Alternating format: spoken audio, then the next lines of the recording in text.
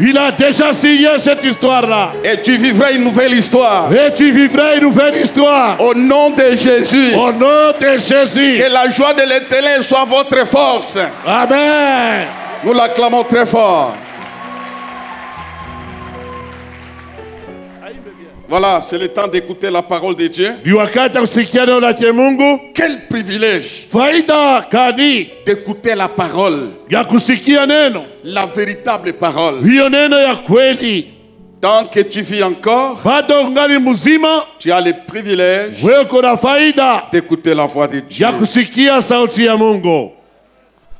Nous lirons dans Luc chapitre 1er. Du 5e verset.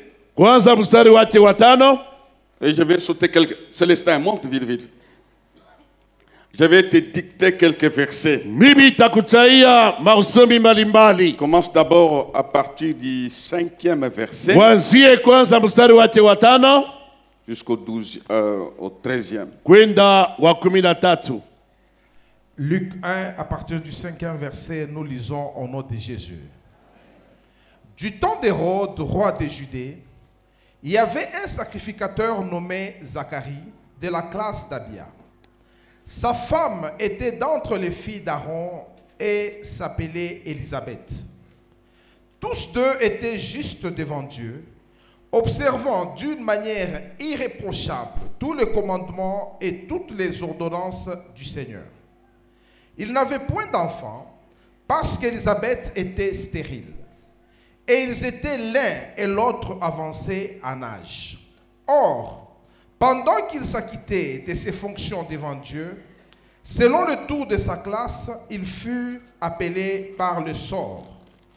D'après la règle du sacerdoce, à entrer dans le temple du Seigneur pour offrir le parfum, toute la multitude du peuple était dehors en prière à l'heure du parfum.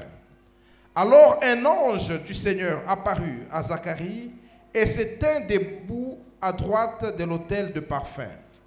Zacharie fut troublé en le voyant et la frayeur s'empara de lui. Mais l'ange lui dit, « Ne crains point, Zacharie, car ta prière a été exaucée. Ta femme Élisabeth t'enfantera un fils et tu lui donneras le nom de Jean. » 18. Zacharie dit à l'ange, « À quoi reconnaîtrai-je cela?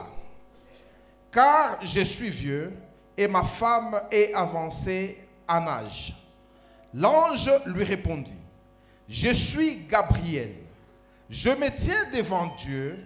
J'ai été envoyé pour te parler et pour t'annoncer cette bonne nouvelle. » Merci. J'aimerais qu'on acclame le Seigneur très fort.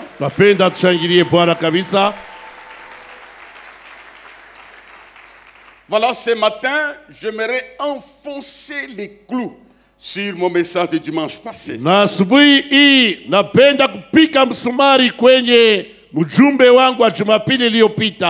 Je dis dimanche que dans l'agenda de Dieu,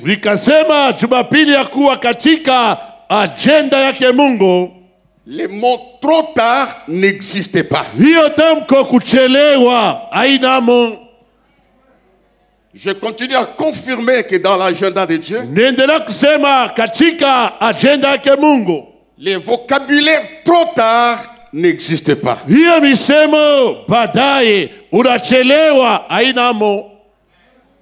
Donne-moi un amen bien. Ouais. Ça n'existe pas. J'ai essayé de voir les miracles bibliques en étudiant la Bible. Il y a eu des grandes actions qui se sont opérées dans la vie des personnes,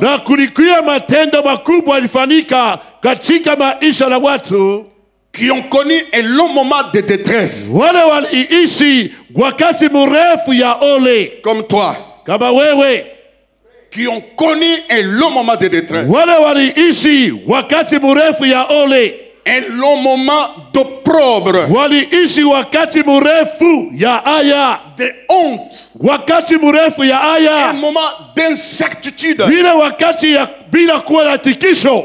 Et puis ces gens-là, Na kisha wale watu, ce n'étaient pas seulement les païens, des gens qui ne connaissaient pas Dieu. haikukuya tu mpaka wapagano, wale watu wamjue Mungu. Ils ont été soumis au temps de l'épreuve, Walitishwa kwa wakati ya jaribu, jusqu'à ce qu'à eux, mpaka na pale ndani mwao ils se sont dit, c'est trop tard. wakasema, kwetu inakuya baadaye. Et puis l'entourage, les gens qui les côtoyaient, Kisha mazingira na watu wote waliwatembelea, qui étaient au courant de leur situation, walijua hali ya mambo yabo, avaient conclu c'est trop tard. walitia fungu wa kusema aba kuna malizika. Quand ton problème Wakati mambo yako est vulgarisé, inatangaziwa, il est connu de tous, inajulikana na watu wote, Dieu enlève dans ces problèmes-là les mots impossibles. Mungu anatosha mwile mambo hiyo tamko habitawezekana. Il met les mots possibles. Anaweka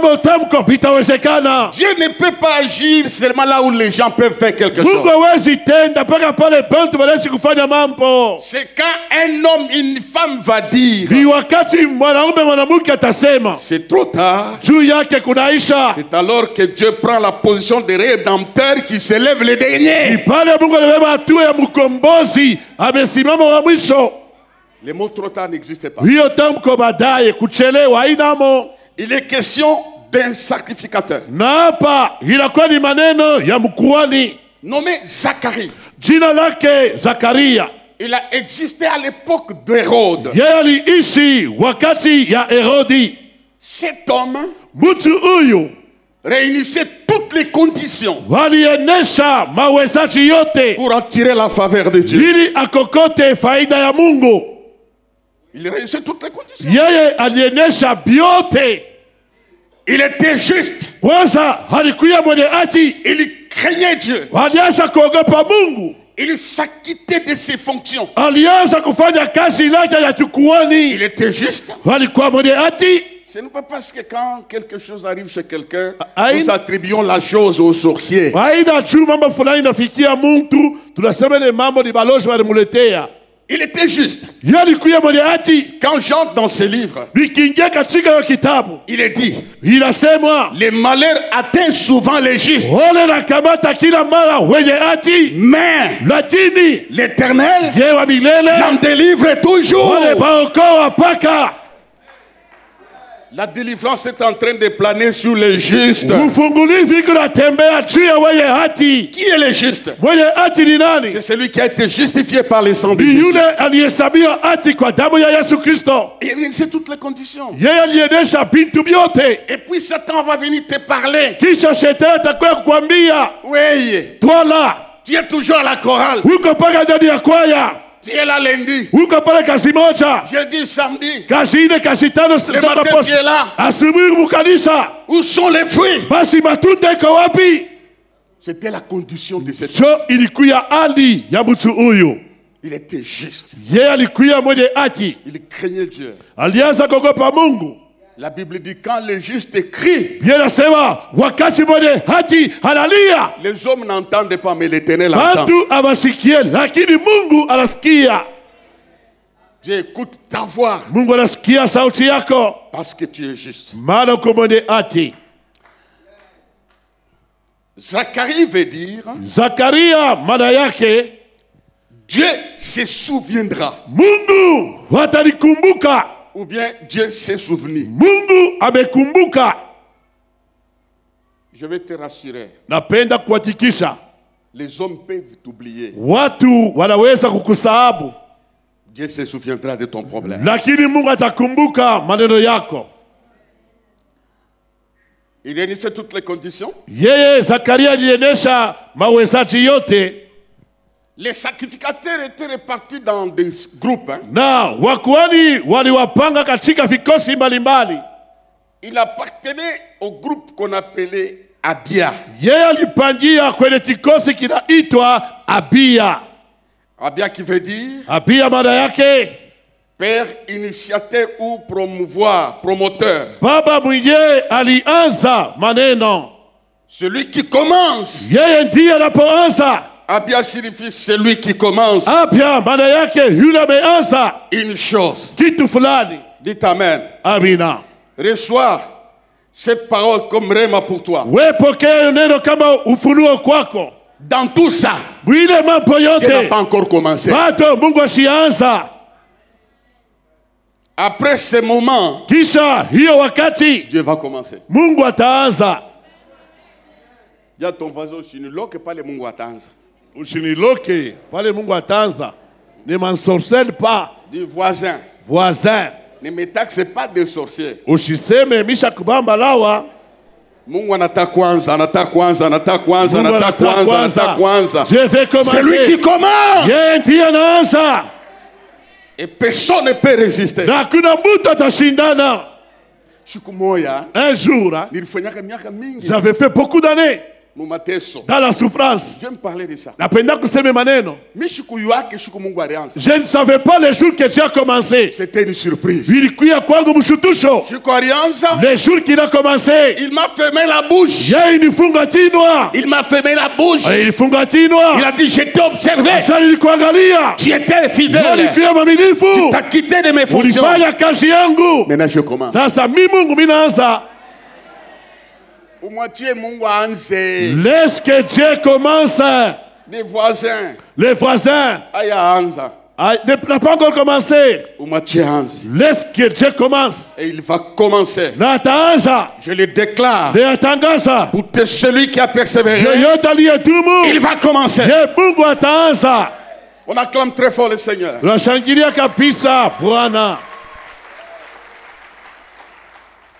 Il était sacrificateur.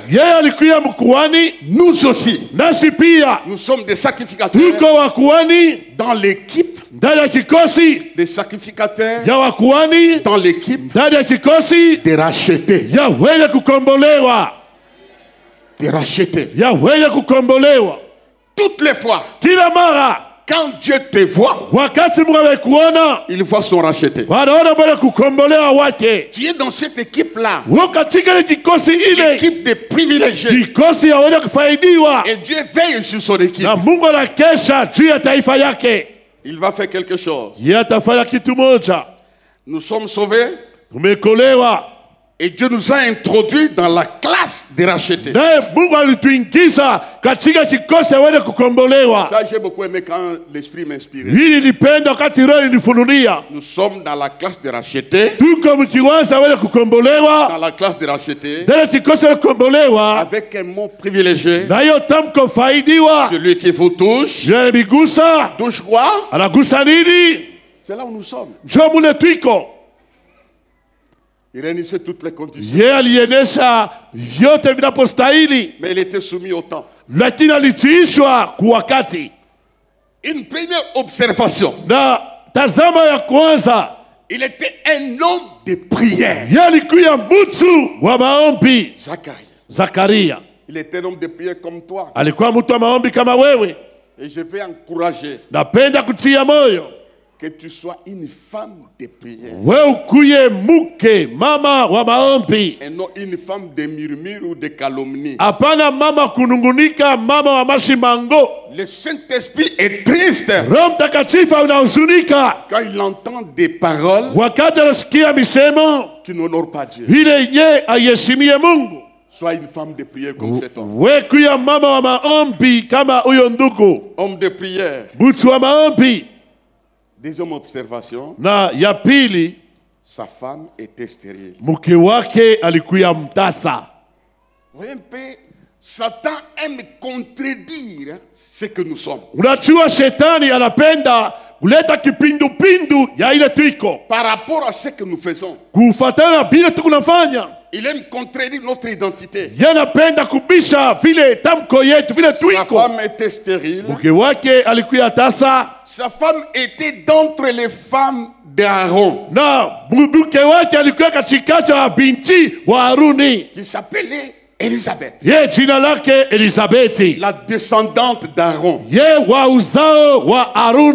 vient d'une lignée privilégiée. Mais elle était stérile. Elle était stérile. Alikuwa tasa. Si toi, kama wewe, tu es stérile, uko tasa, ou tu n'enfantes pas, wala auzali, je te conseillerais na kushauria de consulter ya kuuliza ces livres. hii kitabu.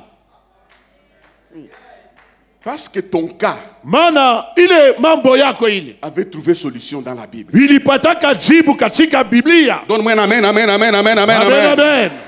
Si ces cas-là Kama ile kaa yabo a ile trouvé solution, ilipata jibu. maintenant, Sasa hivi, dites maintenant, c'est mon tour de toucher à la solution divine. De toucher à la solution divine. Déclare ça ou non? Sema, c'est mon tour. C'est mon tour. C'est comme si tu t'adressais à Dieu. Unaambia Mungu, au même moment tu t'adresses à Satan. Pale tunaambia na shetani. Lui qui crée des tours négatifs. Yanaleta mahali mbaya. Tu lui dis Satan. Ouais, shetani. C'est mon tour. C'est mon tour.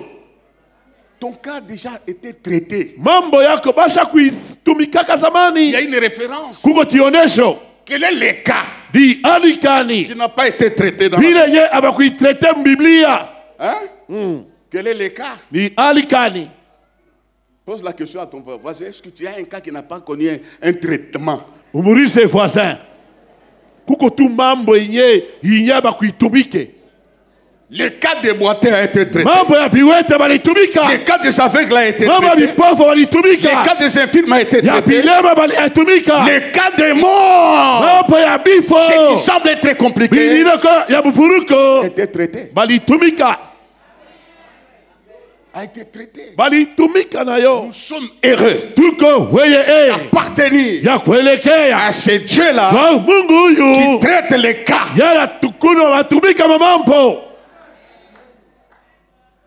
Est-ce que vous me suivez bien ce matin? La Bible dit, tous deux étaient justes devant Dieu. Observant d'une manière irréprochable la loi. Les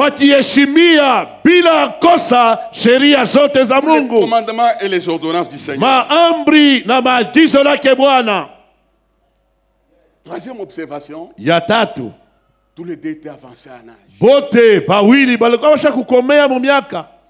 Les temps, ils étaient soumis au temps. La pression des temps. Dieu n'est pas dans les temps. Il est au-dessus des temps. Il est au-delà des temps.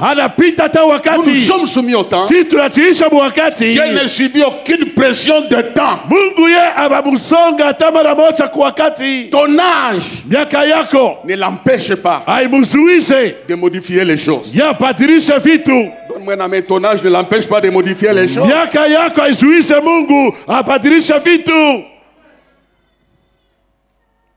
Malgré cela, il s'acquittait de ses fonctions. Oh, je bénis Dieu pour cet homme. Il n'a pas dit mon nakawa. J'abandonne.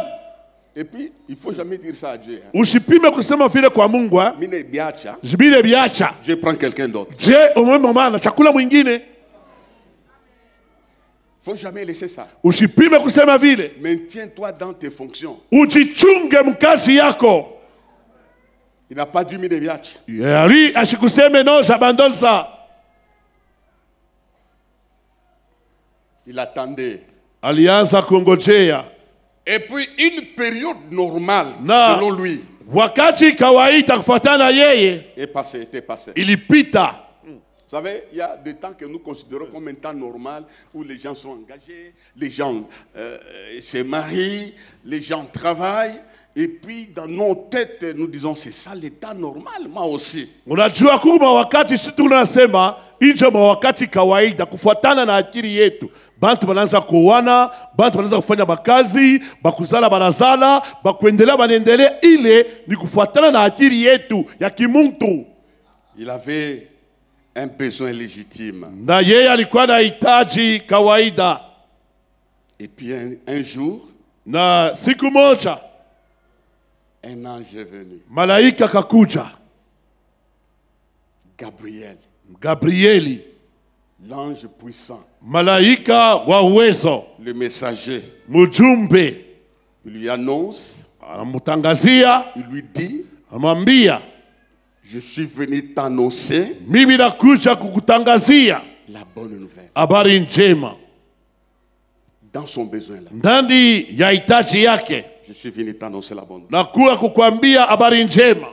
Je répète la même parole. Narudia nami kwa misemo moja moja. Ce matin, hii asubuhi, il m'a envoyé amenituma pour t'annoncer la bonne nouvelle. ajira kukwambia habari njema. Tu ne seras pas avalé par ce problème là. Ile mambo haitakumeza. Je suis venu t'annoncer la bonne nouvelle. Na kwa kutangazia habari njema.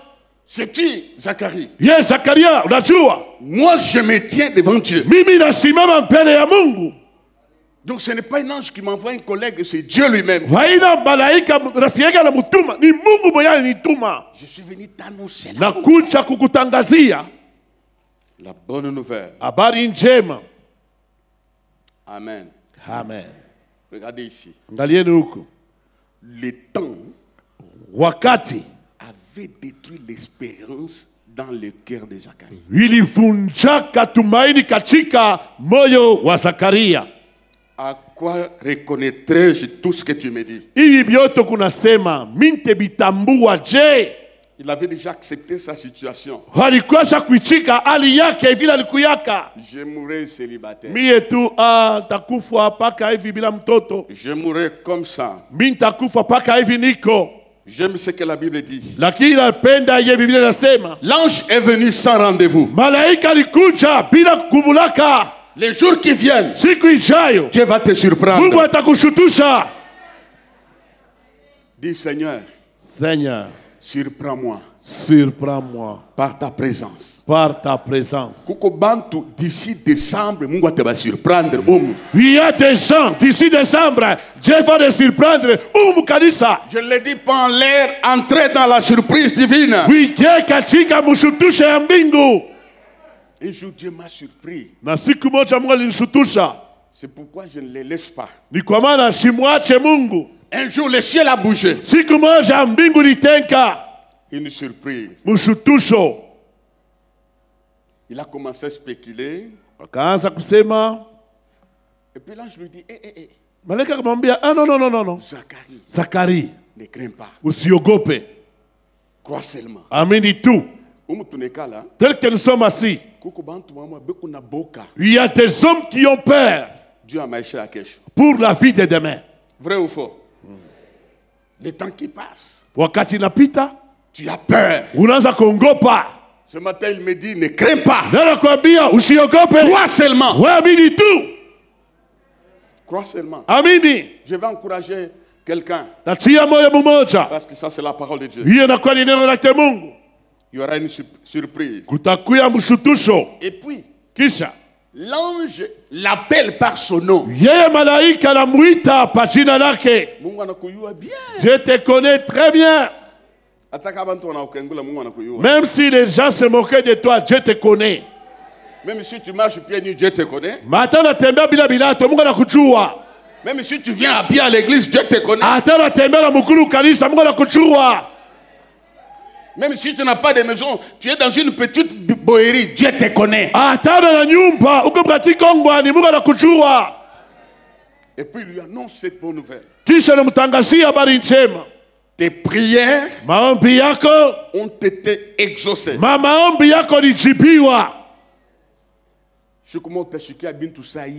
Un jour tu entendras des choses comme celle-ci. Toi tu entends toujours des mauvaises choses. Le Dieu de la Bible Mungu wa Biblia te fera entendre de nouvelles choses. Atakushikilisha nawe bintu bipya. Des bonnes nouvelles. Habari njema. Tes prières ont été exaucées. Maombi yako yanapata jibu. Exaucer signifie basi kujibuya maana yake toute la Bible, quand Dieu exauce, ça veut dire quoi? Exaucer signifie une nouvelle époque vient de commencer. Une ancienne époque vient de passer. Je souhaite que Dieu fasse ce mouvement dans ta vie. Que cette époque de larmes, de douleurs sans fin, puisse prendre fin. Ça prendra fin au jour du rendez-vous. Ça prendra fin. Exaucer signifie kujibia maana yake une nouvelle page. Karatasi mpya. Dieu commence maintenant. Mungu anaanza sasa. Exaucer signifie kujibia maana yake tu sors de l'impasse. Unatoka muda mvuruko. Tu entres dans quelque chose. Unaingia katika kitu fulani. C'est ça exaucer. Ndio kujibiwa. Alors ce matin, hii asubuhi je libère l'exaucement. Mimi nafungula kujibiwa. Sur les impasses. Et sur un besoin particulier. Que Dieu t'exauce. Mungu akujibu. Que Dieu t'exauce. On peut l'acclamer parce qu'il exauce. Weza mshangilia maana anajibu. Donc, il est mon biotech quoi nafanya. Toutes les prières que Zacharie faisait, hein?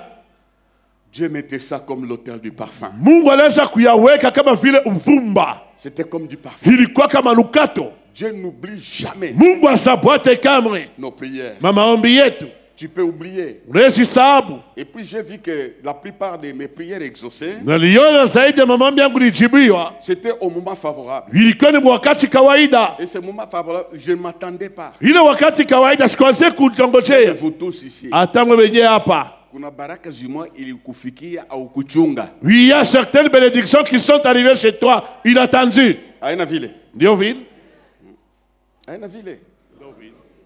Il y a des choses qui arrivent comme ça. On n'entend pas qu'un frère vient un peu. En sortant seulement comme ça, un frère t'appelle. Bien aimé, viens d'abord. Tu ne savais pas. Il dit, j'ai pensé à quelque chose. J'ai pensé à toi. Hein? Voilà, ça c'est pour toi. C'est ça les moments favorables. Je provoque les mouvements de surprise au milieu de nous. Au nom de Jésus.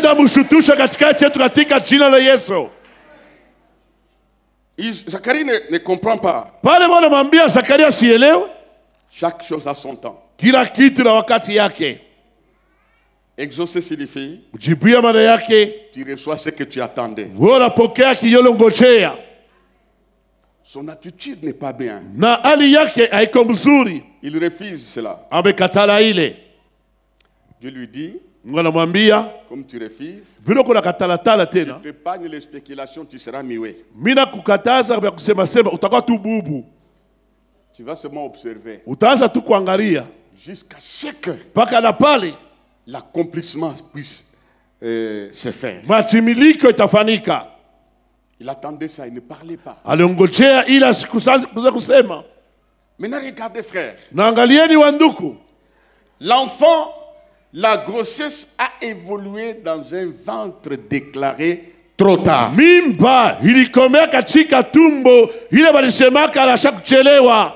C'est pour que quand Dieu va le faire, tu tombes face contre terre. Dieu permettra peut-être qu'aucun médecin ne puisse affronter ton problème. Que Dieu le prenne en charge. Je dis c'est ce qui va se passer, Dieu qui le prenne en charge. On acclame le Seigneur.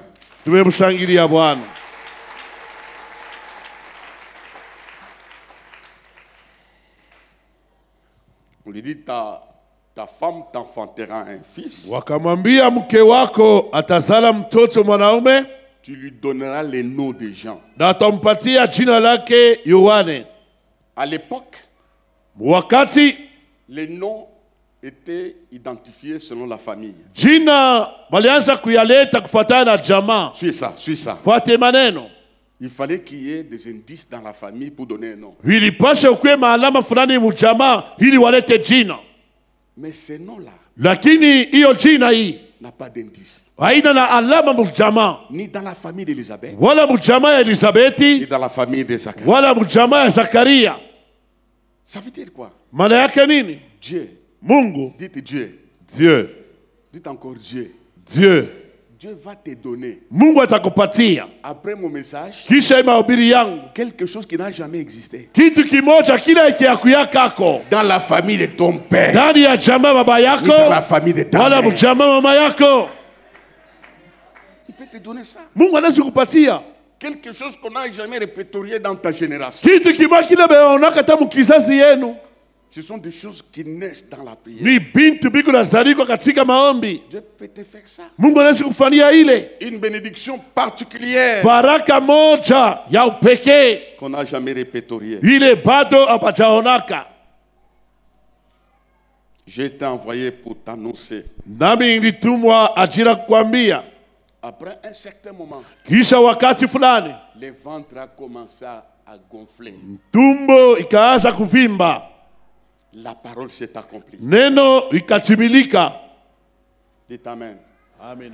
Si le ventre, si la parole, kama neno peut gonfler le ventre, inaweza kuvimbisha tumbo, il a le pouvoir iko na mamlaka de faire disparaître ya kupoteza des choses indésirables dans le corps. Hata bintu bila upende katika mwili. Dis amen à haute voix. Des choses indésirables sont dans bintu bila upende mwili bitatoka. Dieu est capable de t'opérer par sa parole. Il est capable de le faire. Ce n'est pas trop tard pour lui.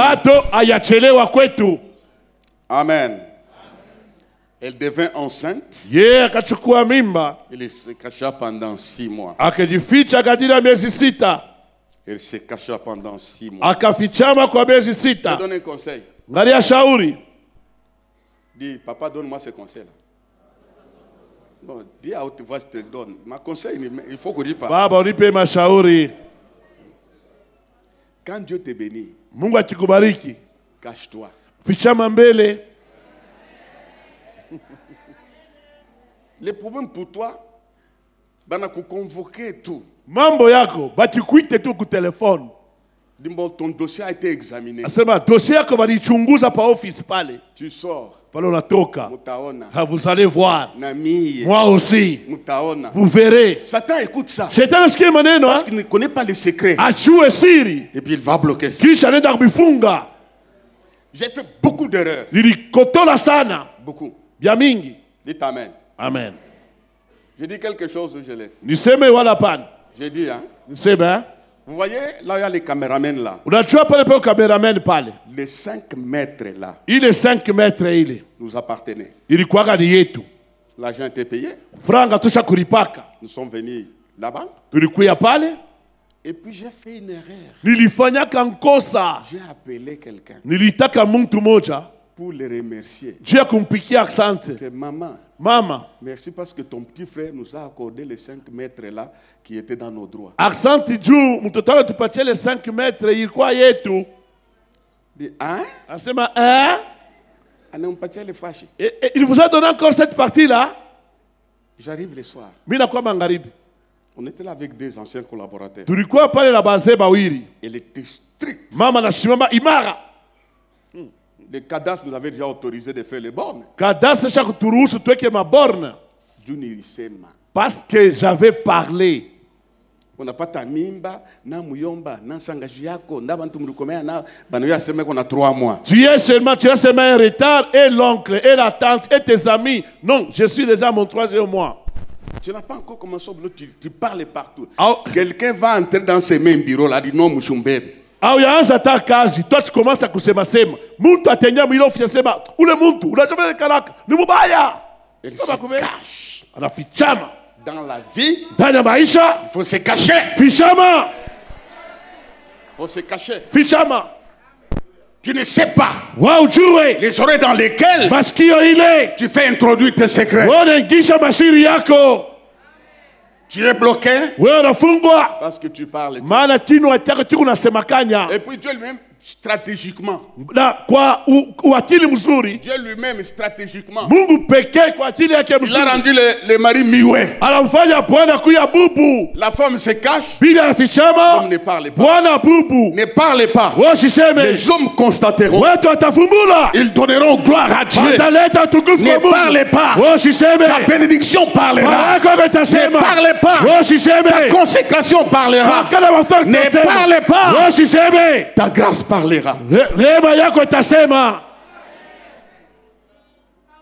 Dites amen. Amen. Soyez des chrétiens matures. Amen. Amen. Amen. Et puis, elle ouvre sa bouche, elle dit ceci. Kisha yeye akafungula kinywa lake na kusema, c'est la grâce de Dieu ni neema yake Mungu que le Seigneur m'a donné. Vile Bwana alinipatia. Il a jeté ses yeux yeye alitupa macho yake sur moi juu yangu mimi pour ôter mon opprobre. Kwa ajili ya kutosha aya yangu, mikoshi yangu. Pour ôter mon opprobre. Kwa ajili ya kutosha mikoshi yangu. Ça m'a fait du bien. Hii ilitendea mema. Il a jeté ses yeux. Yeye alitupa macho yake pour ôter mon opprobre. Kwa ajili ya kutosha haya yangu. Il n'y a aucune personne hakuna mtu hata mmoja qui pouvait sentir l'opprobre. Angeweza sikia mikoshi. C'est seulement Elisabeth. Kama tu haiko Elisabeth. C'est que tu sens, personne ne le sent. Yeye anasikia, kila mtu akisikia. Il n'y a que Dieu seul qui peut comprendre. Mungu pekee jote akisikia. Il a jeté ses yeux. Yeye alitupa macho yake pour ôter mon opprobre. Kwa ajili ya kutosha haya yangu. Je déclare ce matin. Natiri asubuhi ya leo. Investi de l'autorité. Watana ulaka. Ton opprobre va éclater au nom de Jésus. Haya yako itapasuka katika jina la Yesu. Ce qui est visible inaonekana comme opprobre, kama mikoshi, Dieu va enlever. Mungu ataitosha. Lève la main. Dis, Seigneur, Seigneur, toi seul, tu peux enlever mon opprobre. Tu peux enlever mon opprobre. Mon opprobre qui prend la forme de malédiction. Mon opprobre qui prend la forme de malédiction. Enlève ma maladie. Enlève la maladie. Enlève ma honte. Enlève ma honte. Enlève mon humiliation. Enlève mon humiliation. Seigneur, Seigneur, enlève mon opprobre. Enlève mon opprobre. Nous acclamons le Seigneur. Nous shangiliez Bwana.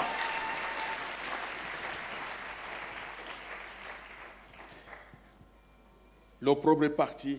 Aya ilitenda. Le trop tard est parti. Kuchelewa kulienda. Elisabeth a mis au monde. Elisabeti amezaa mtoto. Elle a loué le Seigneur. Na yeye Elisabeti akamsifu Bwana. Mais un élément important. Nukta moja kawaida. Son mari est un homme de prière. Mume wake alikuwa mtu wa maombi.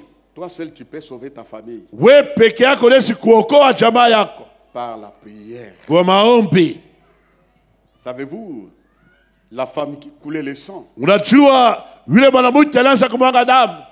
Sa situation était comme de l'opprobre. Na hali yake ilikuwa aya yenye kumulamata. Elle a touché l'opprobre est parti. Lakini alimgusa Yesu na aya yake ilitoka. Je termine dans 2 minutes. Na malisa kwa dakika 2. Comme prophète. Kama nabii. L'opprobre de ta famille sera balayé. Aya ya jamaa yako bataifiakia. Sera balayé par la puissance de Dieu. Sera nettoyé par le sang de Jésus. Nous avons un Dieu qui voit et qui enlève l'opprobre. Je déclare la fin de l'opprobre dans ta maison au nom de Jésus. Et puis, regardez cet enfant qui est sorti du ventre d'Élisabeth. Vous ne trouvez pas son nom dans aucun dictionnaire. C'est le ciel qui décide. Ta nomination. Ni de l'Orient, ni de l'Occident. C'est le trône de Dieu qui va décider. Quand un homme décide, il peut te bouger. Quand c'est Dieu qui te nomme, personne ne peut te bouger. Personne ne peut te bouger. Si ce mariage vient de Dieu, tu ne sortiras pas. Jean-Baptiste est né. Yohana Mbatizaji amezalikwa. Ce qui sortira de toi, ça va influencer kitakuya na tendo la nature. Umbaji. Ça va influencer même tout le monde. Vous connaissez celui qui a baptisé Jésus? Non, nous connaissons, c'est André. C'est l'apôtre Paul. C'est Pierre. Non. Qui l'a baptisé? Jean, issu d'un ventre fatigué. Non partant. C'est dans ton état là que Dieu va se glorifier. J'aime ce que Elisabeth a dit. Il a ôté mon opprobre.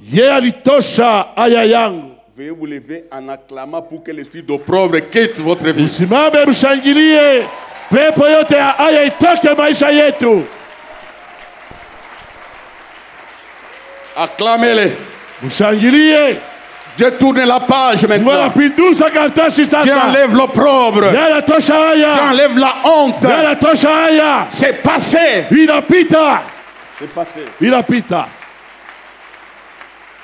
Pour terminer, la Bible dit on en parlait partout. Mambo yako. Ton problème là. Des voisins. Des voisins. Mambo yangu. Wenjo takwa journaliste.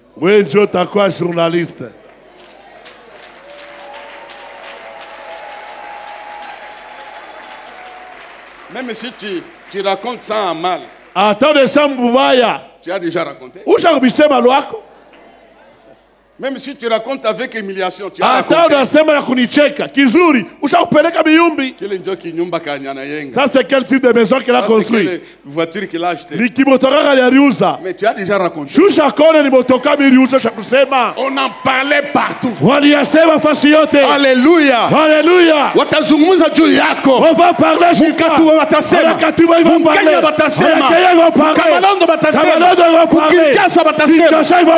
La nouvelle va traverser la frontière. Pose-moi la question, jusqu'où? À Lubumbashi. Il est en Zambari. Ça a commencé très loin. Aujourd'hui, nous en parlons ici. Quelque chose qui est sorti de la faiblesse. Dieu va le faire. Nous sommes de la classe de rachetés. Ceux qui arrivent chez eux ne peuvent pas nous détruire. Parce que Dieu a un autre tour. C'est ainsi que, alors terminé. Parmi les hommes qui sont nés des femmes, on nous parle de l'homme le plus grand. C'est Timothée. Ni nani? Bintu Biankuvu. Les choses fortes, les choses solides viennent de là, c'était faible. Quand les gens disent que c'est fini, ils s'en viennent c'est maintenant Dieu commence une opération.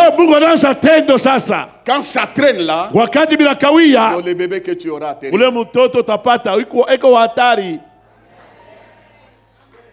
Les choses qui naissent en retard des fois sont plus glorieuses que celles qui ont précédé. On va faire un combat. Rendez-vous dimanche. La prière de 8h à 18h. Maintenant, nous allons menacer tout esprit d'opprobre. Elisabeth connaissait ça. Elisabeth aliishi ile.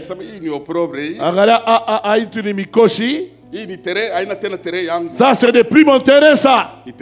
C'est le terrain de Dieu. Je te déclare ce matin. Tu es le terrain de Dieu. Là où la puissance va agir. Nous acclamons le Seigneur.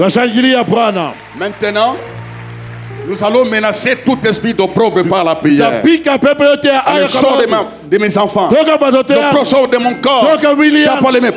Prions. Au nom de Jésus. Au nom de Jésus, ce matin.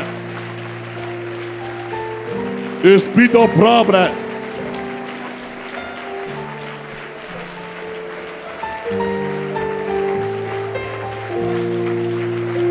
Je te chasse ce matin dans la vie de mes enfants, dans ma vie ce matin. Esprit d'opprobre, opprobre attaché à ma vie, à ma famille ce matin.